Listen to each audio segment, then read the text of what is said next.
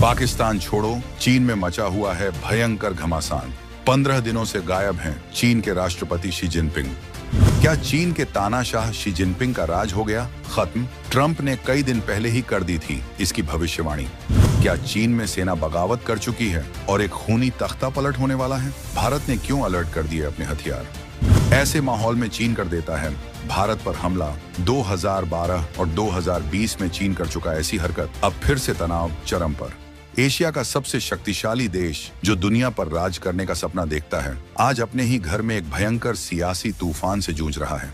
एक ऐसा तूफान जिसने उसके सबसे ताकतवर नेता के वजूद पर ही सवालिया निशान लगा दिया है। जी हाँ, हम बात कर रहे हैं चीन की, जहां पिछले 2 हफ्तों से एक अजीब सी खामोशी है। एक ऐसा सन्नाटा जो किसी बड़े धमाके से पहले होता है। चीन के राष्ट्रपति शी जिनपिंग, जो खुद को चीन का बेताज बादशाह समझते थे, अचानक पब्लिक लाइफ से पूरी तरह गायब हैं।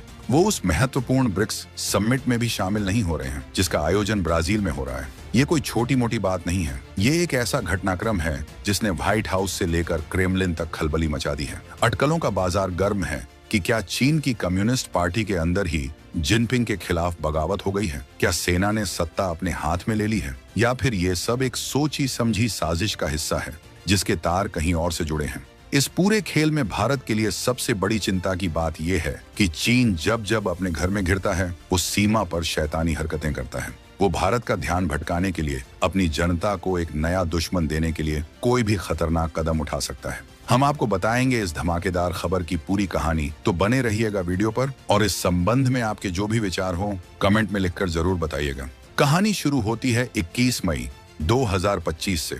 इस तारीख के बाद से शी जिनपिंग नाम का व्यक्ति मानो हवा में गायब हो गया। वो किसी भी सार्वजनिक कार्यक्रम में नहीं दिखे, किसी विदेशी नेता से उनकी कोई मुलाकात नहीं हुई, और चीन का सरकारी मीडिया जो जिनपिंग की हर सांस का हिसाब रखता है, वो भी पूरी तरह खामोश था। सोचिए, एक ऐसा नेता जिसकी तस्वीरें और विचार चीन के स्कूलों की किताबों से लेकर होर्डिंग्स तक पर छाए रहते हों, उसका अचानक यूं ओझल हो जाना कितने बड़े संकट का इशारा है। ये ठीक वैसा ही है जैसे किसी फिल्म में मेन विलेन अचानक स्क्रीन से गायब हो जाए और दर्शक ये सोचने पर मजबूर हो जाएं कि अब आगे क्या होने वाला है। चीन की कम्युनिस्ट पार्टी, जो अपनी लोहे की दीवारों के लिए जानी जाती है, जहां से एक पत्ता भी बिना इजाजत के नहीं हिलता, वहां से खबरें छन छन कर बाहर आ रही हैं। और ये खबरें इशारा कर रही हैं एक बहुत बड़े पावर स्ट्रगल की तरफ। कहा जा रहा है कि सेंट्रल मिलिट्री कमीशन यानी CMC, जो चीन की सेना की असली बॉस है, उसके अंदर कुछ बड़ा पक रहा है। CMC के पहले वाइस चेयरमैन जनरल जांग यूशिया का नाम अचानक सुर्खियों में आ गया है। जांग, जो 24 सदस्यों वाले पोलित ब्यूरो के सबसे ताकतवर सदस्यों में से एक हैं, उन्हें चीन की पुरानी लीडरशिप का समर्थन हासिल है। ये वो लोग हैं जो पूर्व राष्ट्रपति हू जिनताओ के वफादार माने जाते हैं। ये वही हू जिनताओ हैं जिन्हें 2022 में पूरी दुनिया के सामने बेइज्जत करके पार्टी कांग्रेस से बाहर निकाल दिया गया था। और तब शी जिनपिंग बगल में बैठे सब कुछ चुपचाप देखते रहे थे। अब ऐसा लग रहा है कि इतिहास अपना बदला ले रहा है। कहा जा रहा है कि हू जिनताओ के वफादार और पार्टी के वो सीनियर नेता जो जिनपिंग की कट्टर और विस्तारवादी नीतियों से तंग आ चुके हैं, वो सब जनरल झांग के पीछे लामबंद हो गए हैं। ये वो धड़ा है जो मानता है कि जिनपिंग की आक्रामक नीतियों ने चीन को दुनिया में अकेला खड़ा कर दिया है और देश की अर्थव्यवस्था को भारी नुकसान पहुंचाया है। ये लोग एक बदलाव चाहते हैं, एक ऐसा बदलाव जो चीन को वापस ट्रैक पर ला सके। ये सिर्फ अटकलें नहीं हैं, इसके पीछे ठोस कारण भी हैं। चीन के अंदर एक और बड़ा खेल चल रहा है, और वो है शी जिनपिंग थॉट को धीरे धीरे खत्म करने का। जिनपिंग ने अपने विचारों को एक पवित्र ग्रंथ की तरह चीन पर थोपने की कोशिश की थी। इसे स्कूलों में बच्चों को जबरन पढ़ाया जा रहा था ताकि एक ऐसी पीढ़ी तैयार हो जो सिर्फ जिनपिंग की भाषा बोले। लेकिन अब खबर है कि इस थॉट को चुपचाप सिस्टम से हटाया जा रहा है। ये इस बात का सबसे बड़ा संकेत है कि जिनपिंग की पकड़ कमजोर हो रही है। उनकी जगह लेने के लिए एक और नाम सामने आ रहा है, वांग यांग।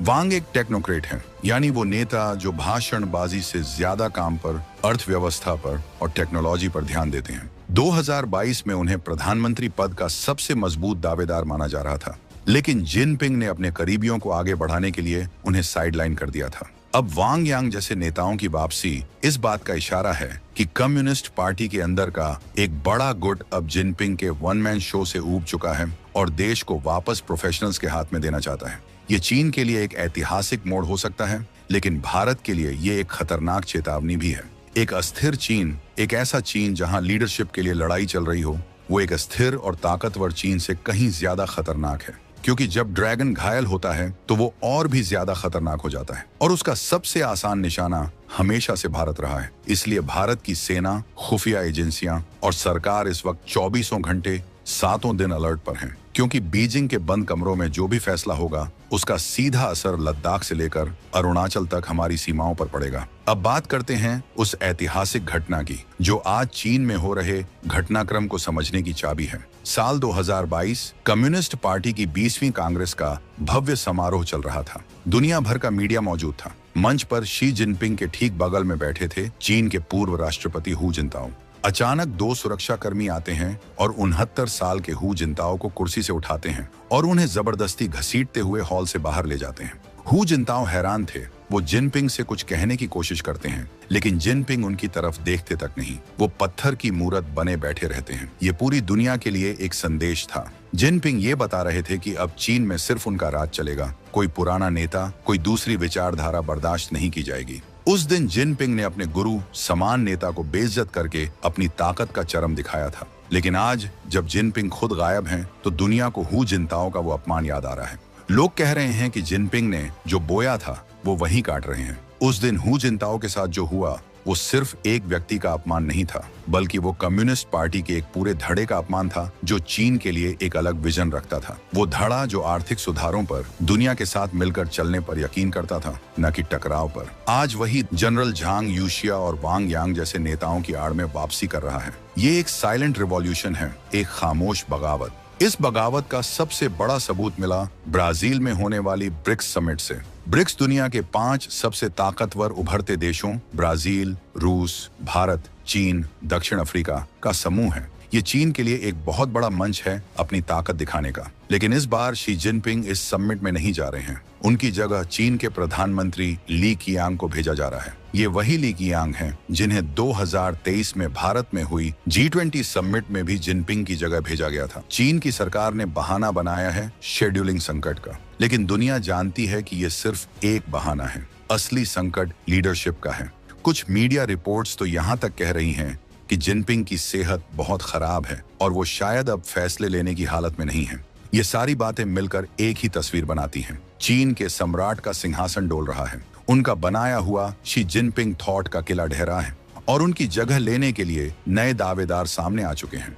डोनाल्ड ट्रंप ने कभी भविष्यवाणी की थी कि चीन में सम्राट शी का अंत होकर रहेगा और आज उनकी ये बात सच होती दिख रही है। लेकिन इस जश्न में हमें ये नहीं भूलना चाहिए कि चीन की गद्दी पर कोई भी बैठे, भारत के प्रति उसकी नीति में शायद ही कोई बदलाव आए, बल्कि एक कमजोर और अंदरूनी लड़ाई में फंसा चीन अपनी जनता का ध्यान भटकाने के लिए कुछ भी कर सकता है। और यहीं से भारत के लिए असली चुनौती शुरू होती है। एक ऐसी चुनौती जिसके लिए हमें हर पल तैयार रहना होगा। चीन की एक पुरानी और बहुत खतरनाक आदत है। जब भी कम्युनिस्ट पार्टी के अंदर सत्ता को लेकर खींचतान होती है, जब भी देश की अर्थव्यवस्था लड़खड़ाती है या जब भी जनता में सरकार के खिलाफ गुस्सा बढ़ता है, तो चीन की सरकार अपनी जनता का ध्यान भटकाने के लिए एक बाहरी दुश्मन खड़ा कर देती है। और दुर्भाग्य से 99% मामलों में वो दुश्मन भारत होता है। ये चीन का आजमाया हुआ फार्मूला है। अपनी नाकामियों को छिपाने के लिए, अपनी जनता में उबलते राष्ट्रवाद को एक दिशा देने के लिए वो सीमा पर तनाव पैदा करता है। इसे डायवर्जन टैक्टिक्स यानी ध्यान भटकाने की रणनीति कहते हैं। याद कीजिए साल 2012, उस वक्त भी चीन की कम्युनिस्ट पार्टी में लीडरशिप बदलने वाली थी और अंदरूनी खींचतान चरम पर थी। नतीजा क्या हुआ? चीन ने लद्दाख के डेप्सांग इलाके में घुसपैठ कर दी और कई हफ्तों तक तनाव बना रहा। अब याद कीजिए साल 2020, पूरी दुनिया कोरोना महामारी से जूझ रही थी, जिसकी शुरुआत चीन के वुहान से हुई थी। चीन पर पूरी दुनिया में सवाल उठ रहे थे। अपनी इसी नाकामी और वैश्विक दबाव से ध्यान हटाने के लिए चीन ने क्या किया? उसने गलवान घाटी में हमारे वीर जवानों पर कायराना हमला किया। उसने सोचा था कि भारत डर जाएगा, लेकिन हमारे शूरवीरों ने उन्हें ऐसा सबक सिखाया जिसे वो सदियों तक नहीं भूलेंगे। आज 2025 में जब चीन में उससे भी बड़ा सियासी संकट खड़ा है, जब उनका सम्राट ही गायब है, तो आप खुद सोचिए कि खतरा कितना बड़ा होगा। एक्सपर्ट्स का मानना है कि इस बार चीन सिर्फ सीमा पर तनाव तक सीमित नहीं रहेगा। वो भारत के खिलाफ एक मल्टी फ्रंट वॉर छेड़ सकता है। पहला मोर्चा तो वही है, हमारी सीमाएं।